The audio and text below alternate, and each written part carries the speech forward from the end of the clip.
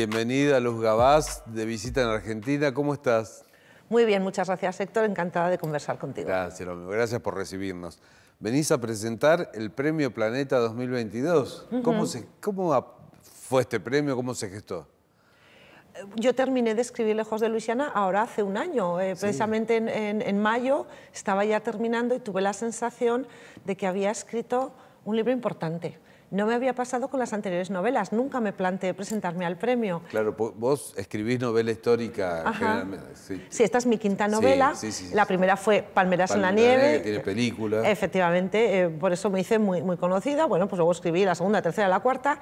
Pero cuando terminé Lejos de Luisiana, por libro, por historia y por fecha, entraba, porque el plazo acaba el 15 de junio y dije, tengo un pálpito, la voy a presentar. Y la presenté. Entonces, claro, pasas todo el verano, nadie sabía nada de mi familia, nadie, y ya en octubre publicaron los 10 finalistas. Y yo ya vi mi libro con el seudónimo Río Arriba y Hoja de Fresno. Entonces yo lo veía en prensa y decía, ay, que soy una de las 10 finalistas. Claro, entonces vas a la gala, yo todos los años suelo ir a la gala del Premio Planeta, y bueno, fue una noche inolvidable y muy emocionante. Qué lindo. ¿Conocés Luisiana, del río Mississippi? Yo lo navegué, me encanta. Entonces ya sabes tú más que yo, ¿no? Yo conozco Estados Unidos, parte, sobre todo California, en los estados del Mississippi, recorridos por el Mississippi no he estado, pero bueno, los novelistas tenemos esa habilidad, que sabemos buscar la información. Aparte es un río muy famoso por Mark Twain, fue escenario de Huckleberry Finn. Sí, y tiene un libro Mark Twain que yo lo utilizaba para la documentación de Lejos de Luisiana. Lo que pasa es que él lo ambienta, claro, evidentemente pertenece al siglo XIX y hay barcos de vapor, y esta novela es anterior. Claro. Entonces me sirvió ese libro sobre todo por el paisaje, esas pinceladas que da del paisaje también las utilicé para esta novela. Digo, tenés toda la historia para contar historias de amor. Digo, ¿cómo elegís el contexto histórico de tus novelas? Si la voy a ubicar temporalmente, en general son momentos históricos que producen cambios. ¿Esos cambios históricos también son cambios en el personaje o en la manera de relacionarse? ¿Cómo los elegís? ¿Cómo sabés, bueno, voy a escribir ambientada en tal momento histórico? Tengo que tener un vínculo emocional con ese momento y ese lugar, aunque no tenga nada que ver con mi vida cotidiana. Para mí el contexto era, yo había estudiado en California y me interesaba el tema de los españoles en Estados Unidos, menos conocido quizás que en Latinoamérica. Pero recuerdo haber tenido que estudiar el Mississippi de Mark Twain, se quedó en mi cabeza, me interesaba la metáfora del río como la vida y muchos afluentes. Bueno, esto unido...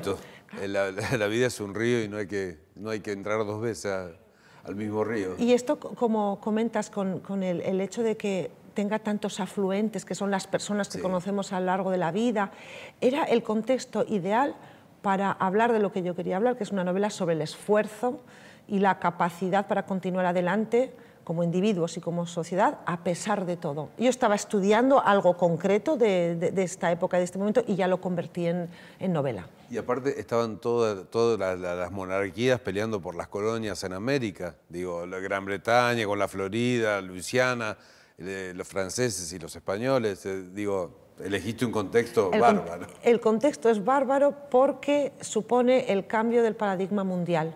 Finales del siglo XVIII, ya nada volverá a ser como lo anterior. Pronto España empezará a perder sus colonias, pero en el momento de la novela, que comienza en 1763, justo después de la Guerra de los 7 años, que enfrenta a franceses e ingleses por el dominio de las tierras del Mississippi, pues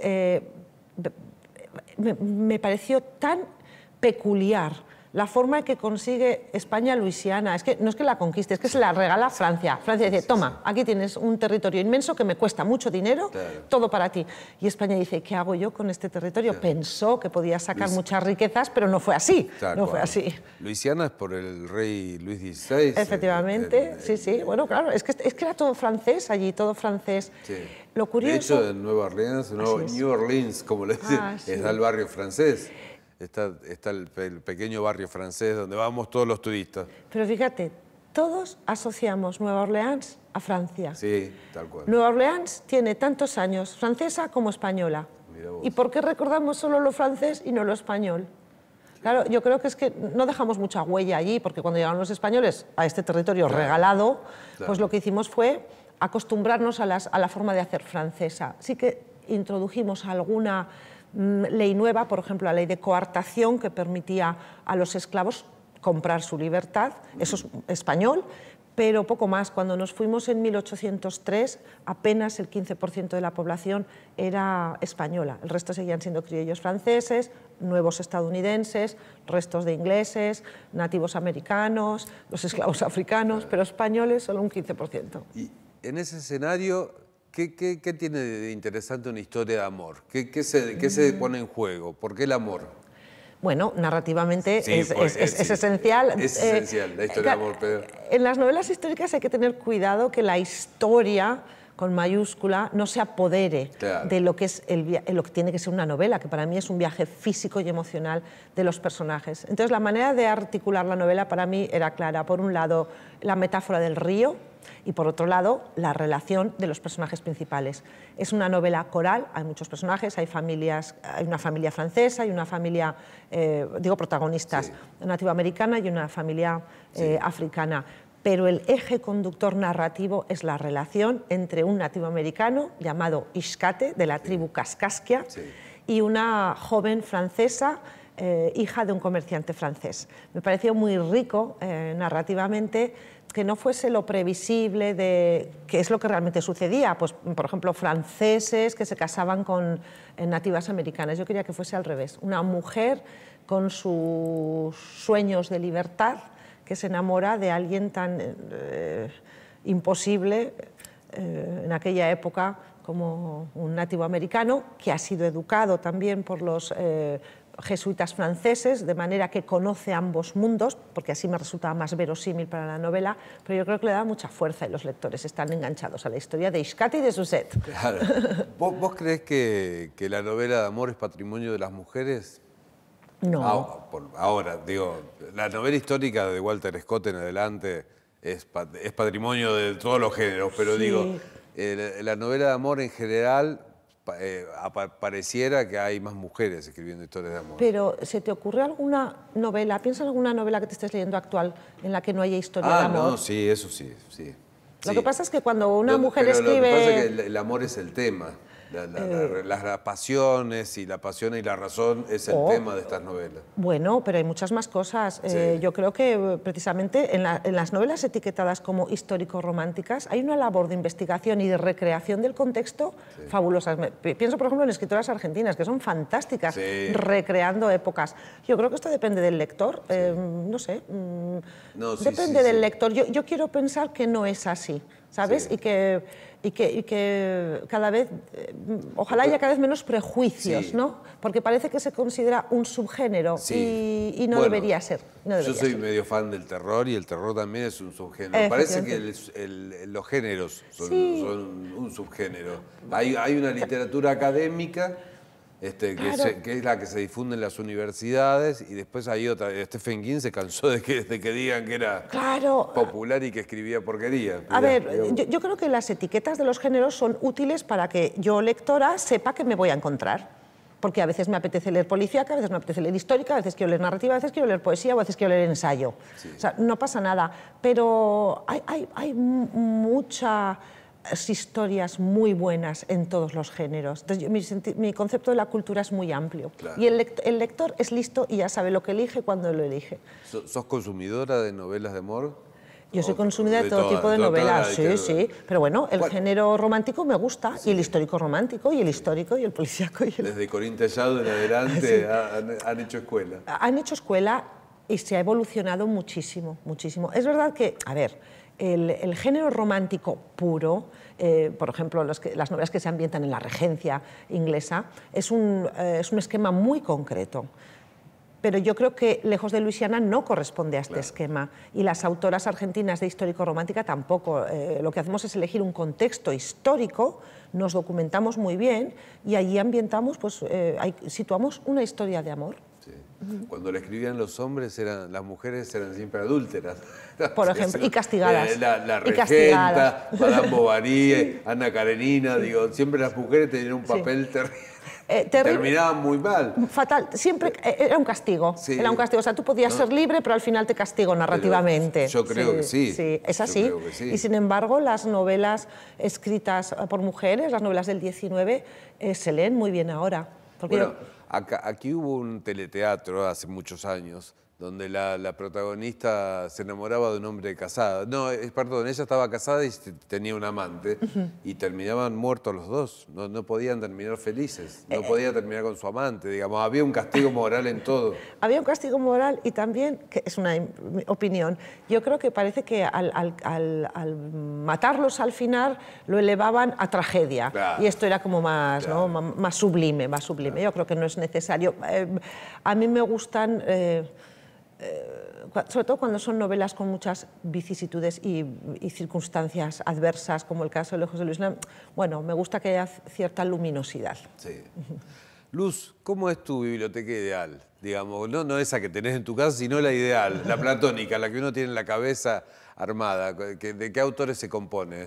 Bueno, es claro, estoy pensando en la que tengo y en la que tengo pues tengo Sí. todos los clásicos de la literatura universal, mucho, como estudié filología inglesa, mucho autor inglés y norteamericano del 19, yo creo que estos son los que más me han marcado, y algo de filosofía, que va bien para seguir estudiando, para seguir manteniendo la mente activa, y porque los filósofos describen muy bien la sociedad en la que vivimos, y diría que es muy ecléctica, esta es la palabra, sí. Muy ecléctica, y depende del momento, del día, no leo lo mismo si estoy de viaje, si estoy tranquila, no es lo mismo. Tiene que ver en el momento de recepción de Sí. la literatura.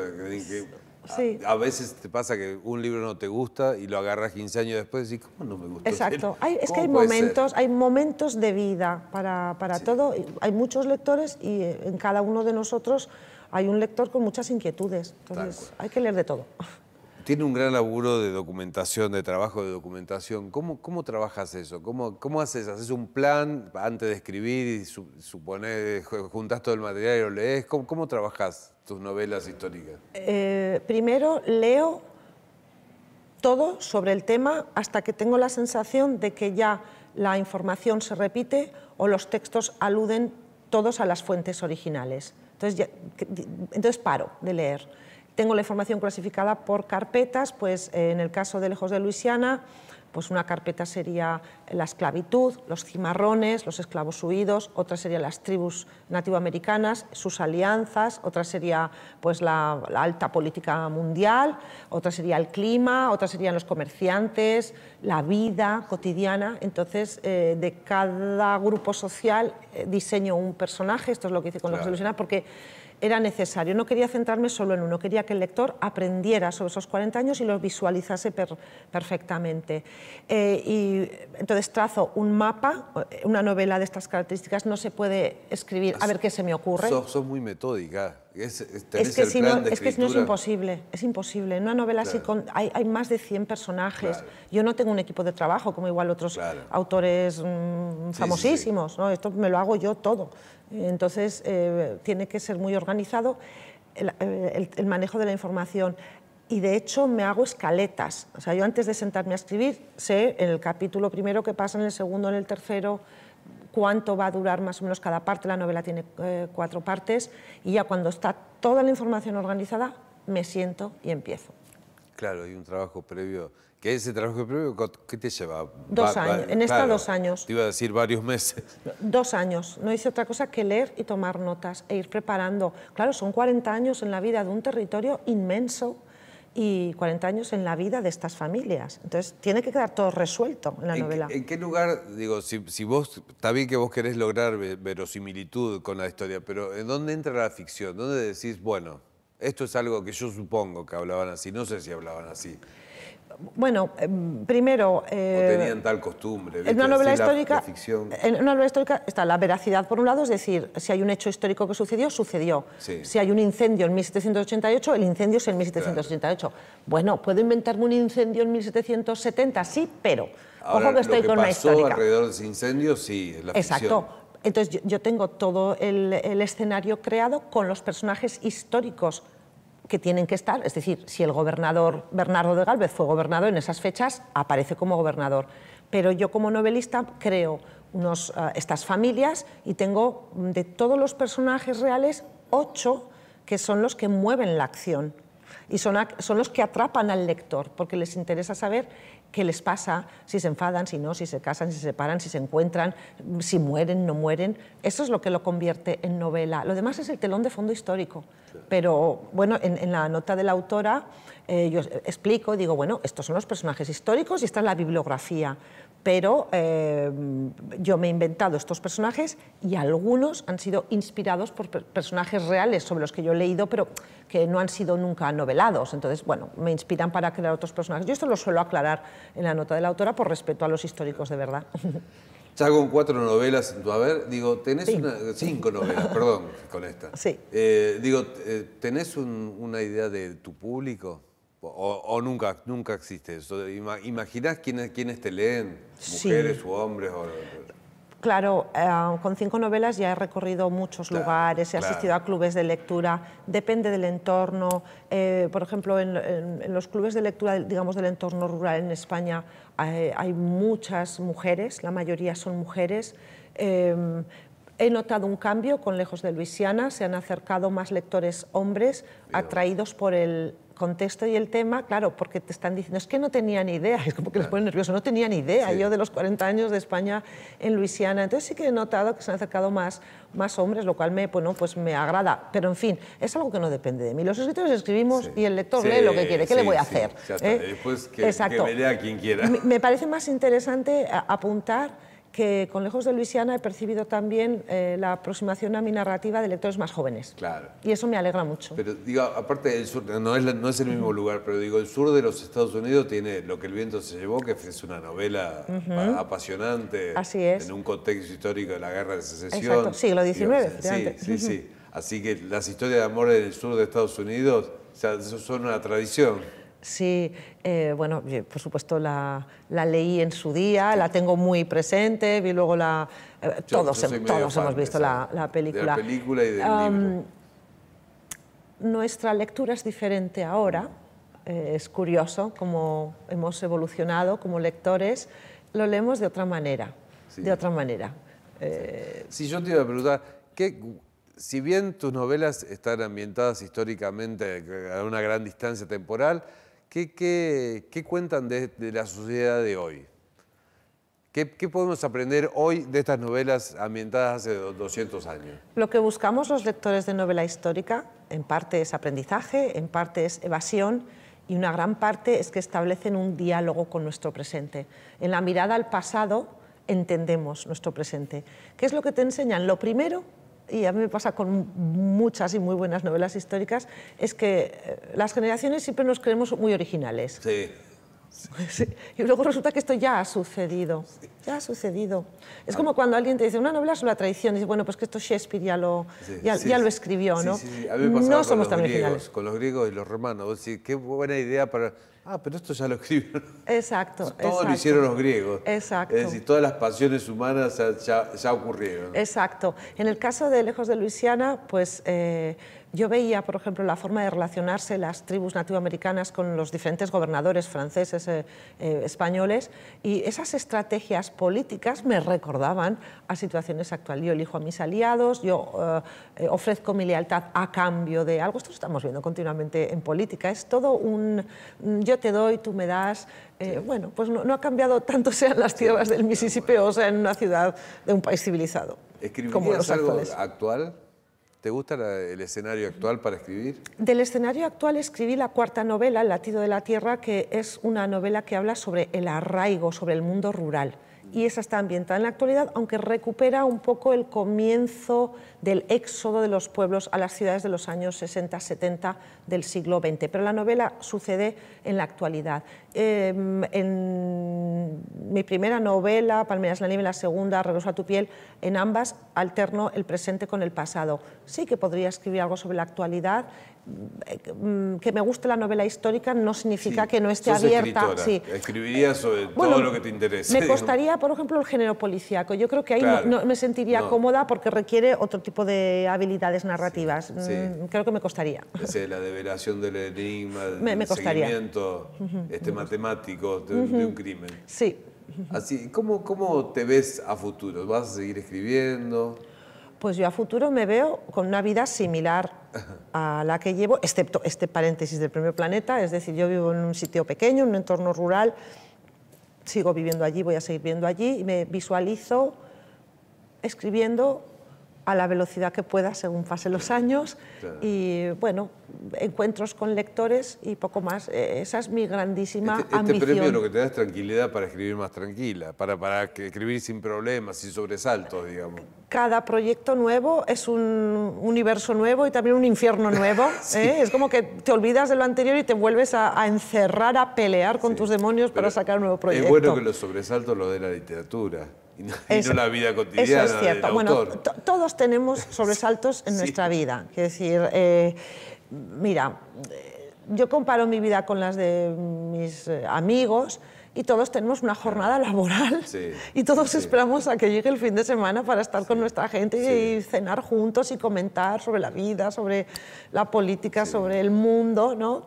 La diferencia es que un escritor está mucho tiempo, solo un tiempo, unos meses, y de repente sale y está en contacto con mucha gente, pero luego se vuelve a encerrar, está siempre de 0 a 100, de 0 a 100. Sí, pero insisto, yo me visualizo disfrutando de mi familia, soy muy familiar y así me gustaría continuar. Cuando viste tu traspaso al cine de tu novela Palmeras en la nieve, ¿qué te pasó? ¿Qué pasó con la narrativa y qué pasó con el guión cinematográfico? ¿Te gustó? Hay dos cuestiones. Una es la parte emocional, que disfruté muchísimo porque esto es algo que no había sucedido en mi entorno jamás. O sea, fue una gran sorpresa. Esa historia es mía. De esta historia, exacto. Una historia que yo he escrito, unos personajes que he visualizado. Pero después es una lectura del director. O sea, no tenés nada que ver. Es decir, eligió el personaje que él vio, que él imaginó. Sí, pero esto yo lo tenía muy claro. Yo lo hablaba con el director, con Fernando González Molina, y le decía, bueno, yo ya he escrito el libro, la película es tuya. O sea, si sale bien, es para ti la gloria, y si sale mal, también es para ti. Yo no sufrí en ningún momento por esa transformación. Creo que nuestra generación ha sido como la primera muy cinematográfica. Visualizamos escenas cuando escribimos de una manera, pues eso, cinematográfica. Entonces, yo recuerdo que cuando vi el primer pase de la película me emocioné mucho. Soy de la montaña, no soy especialmente impresionable, pero me emocioné porque creo que era el tono, la textura, el color, la ambientación que le pegaba a una historia como Palmeras en la nieve. Soy consciente que es otro lenguaje. No puede salir todo exactamente igual que en el libro. Todos conocemos versiones de novelas. La novela es esto y la película es esto, y sigue siendo la película sobre... Exacto. Entonces no sufrí, tuve muy buena relación con el director, con todos, con el guionista, y sobre todo disfruté. Es que disfruté. Soy muy curiosa y me encantó todo el proceso. Cómo un cerebro, el del director, coordina a 2000 personas para este texto convertirlo en película. Me parece fascinante, sí. Luz, te hago la última, que se la hago a todos los escritores. ¿Ya sabes por qué escribís? Pues yo creo que he encontrado mi camino, y escribir me sirve para continuar adelante. Bárbaro. Bueno, leeremos Lejos de Luisiana, de Luz Gabás. Un placer recibirte. Muchísimas gracias, Héctor, ha sido un placer. Nos vemos. Gracias. La capacidad de entretenerme. No puedo decir esa pelotudez. A ver. Ay, si la querés dejar así, con el comentario, pues, ¿qué queda? No. El único método es que no haya... Lo único que necesito es que no haya silencio.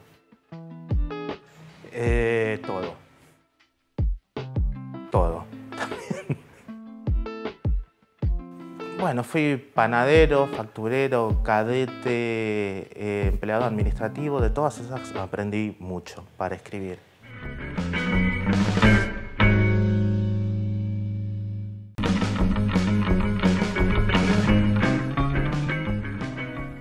Borges.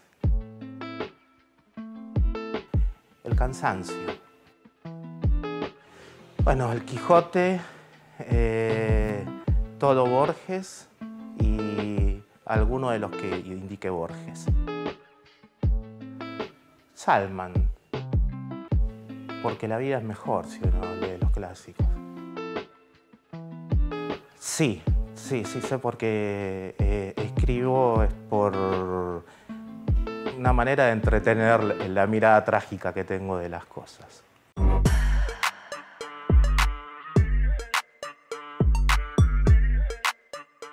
La librería Mandrágora, que todos conocemos ahí de la calle Vera, decide abrir un editorial y ponerse a editar libros e inaugura con la novela de Ana López. ¿Cómo estás, Ana? ¿Cómo estás? Bien. Muy contenta.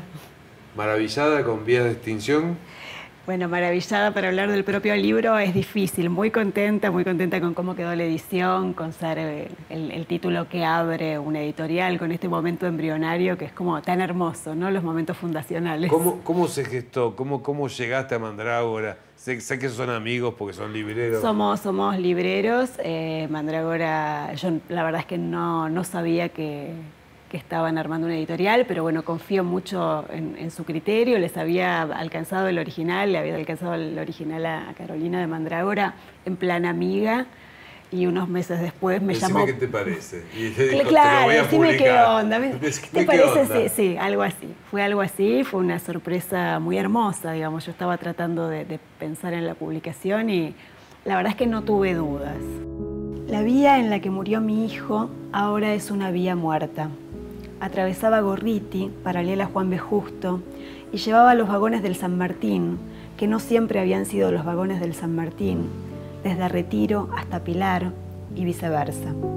La narradora de esta historia se inicia la historia con un momento muy duro de su vida y empieza, es el motivo por el cual se empieza a visitar otros momentos de su historia, sí, donde la vida y la muerte son como las vías que corren paralelos, donde se cuenta la maravilla de la vida mezclada con lo terrible de la muerte que sucede en toda familia. Lo que pasa es que uno siente que la muerte es un hecho extraño, ¿no? Es parte de la vida cotidiana. Es una novela rara en algún sentido, porque es una novela fragmentaria que arma la vida de un momento de esta narradora, pero contada no cronológicamente, no secuencialmente, tampoco en ese sentido. No es una novela clásica de trama. Y sí, estas vías están paralelas a la vida y a la muerte y un poco a la historia familiar, ¿no? Como a la construcción de esta historia familiar. Está sesgada por esas vías que se ven desde la ventana cuando cuidan al enfermo y miran las vías que están abajo. O sea, el ferrocarril es una presencia constante. Exacto, sí, es como la red ferroviaria, sí. como la red sanguínea, podría decirse, ¿no? Como una metáfora de la red sanguínea también. Y sí, es como vos decís, para mí es una novela de muerte, es una novela de vida, es una novela que trabaja sobre la contradicción permanente. Por momentos es muy oscura, pero a la vez es luminosa, por momentos es optimista, pero yo no diría bajo ningún punto de vista que es una novela optimista. Y es una novela que toca temas que a mí me interesan siempre cuando escribo y que me parece que la atraviesan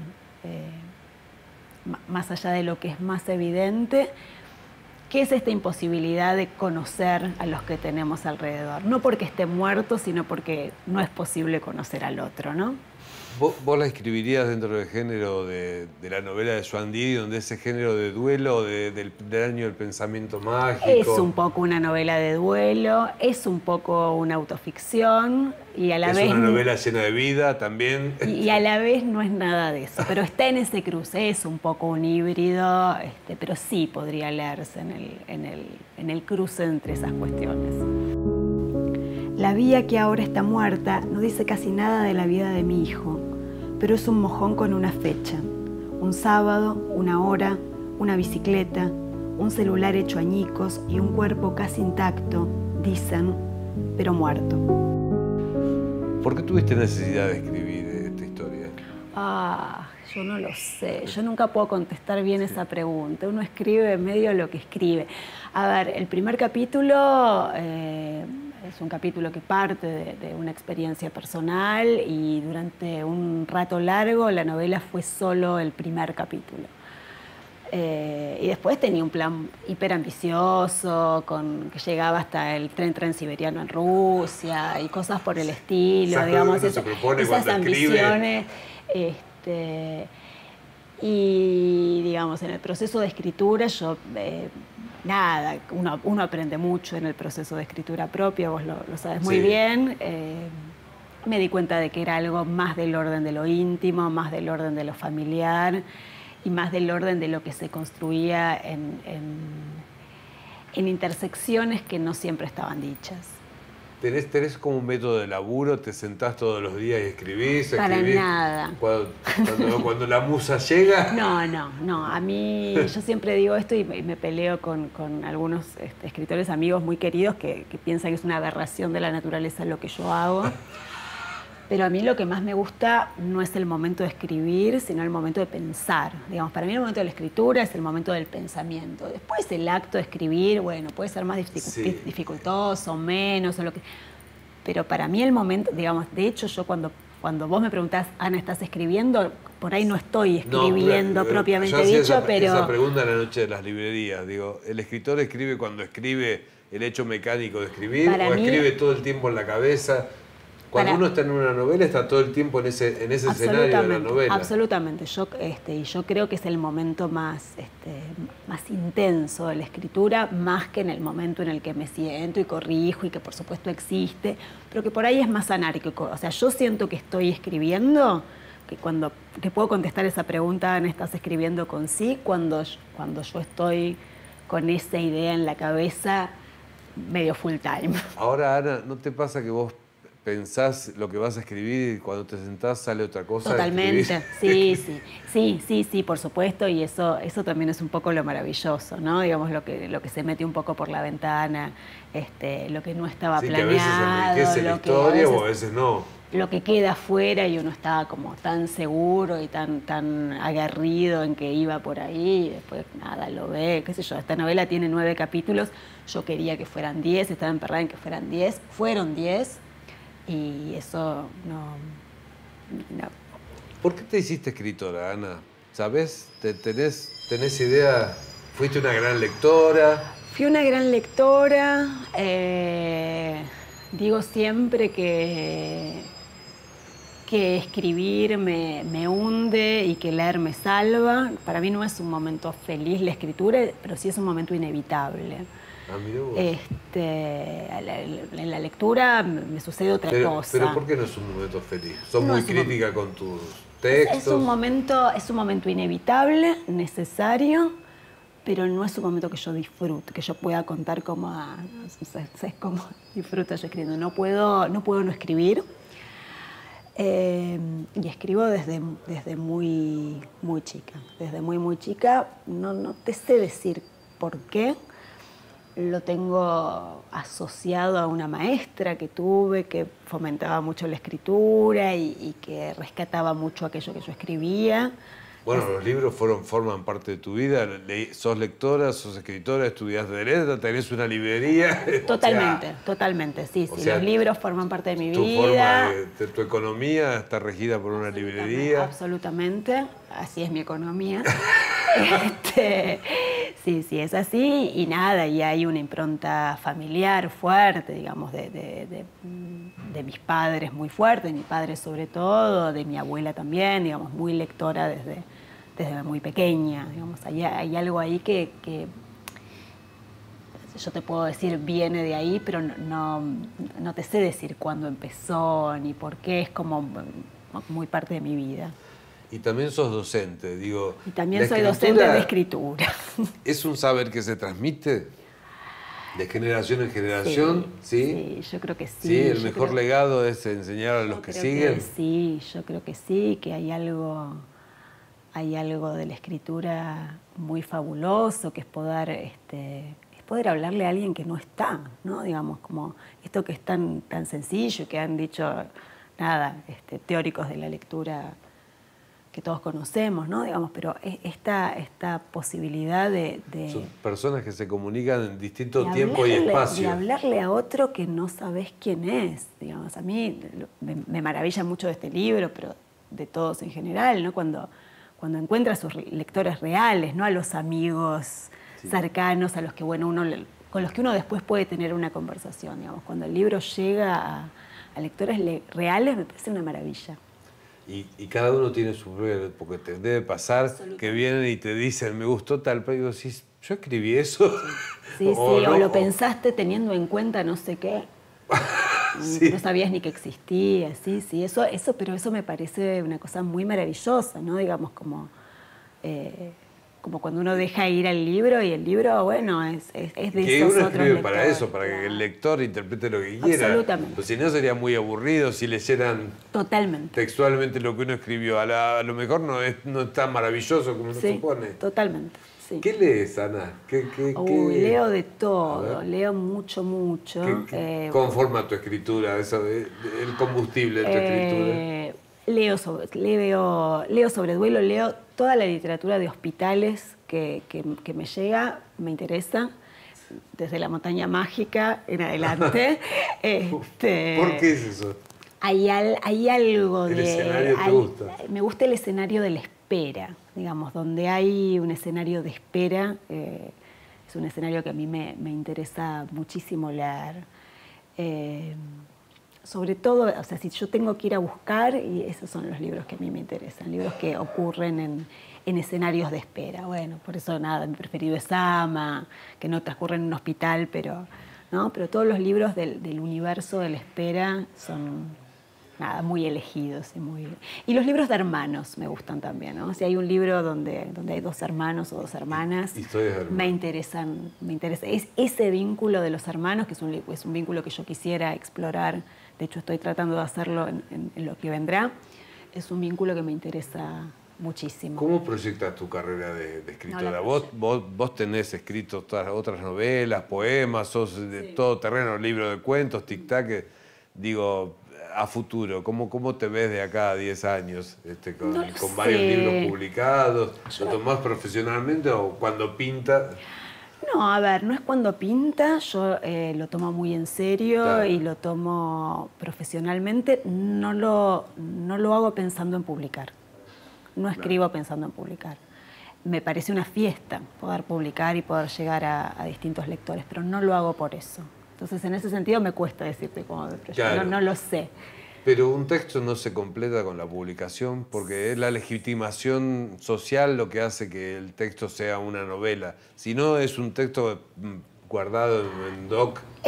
Eso es cierto, pero es cierto y lo comparto, pero para mí es una etapa posterior en el momento en que el texto está más cerca de estar completo en su escritura, digamos. No lo puedo pensar cuando empiezo a escribir algo nuevo. Es como un momento posterior. Estoy de acuerdo con vos, sí, por supuesto que me interesa publicar y llegar a más lectores, pero no es ese no es el objetivo principal. No es el objetivo principal, no. Claro. ¿Cómo venderías Vías en Extinción? Vías de extinción. Ay, no lo sé, no sé cómo lo vendería. La verdad es que qué difícil. ¿Cómo hacemos para leer este libro recomendado por su autora? Es una historia familiar. Es una conversación con los muertos, es una conversación con los vivos. Eso. ¿Es eso? Es eso. Es una gran novela. Ojalá, ojalá. Sí.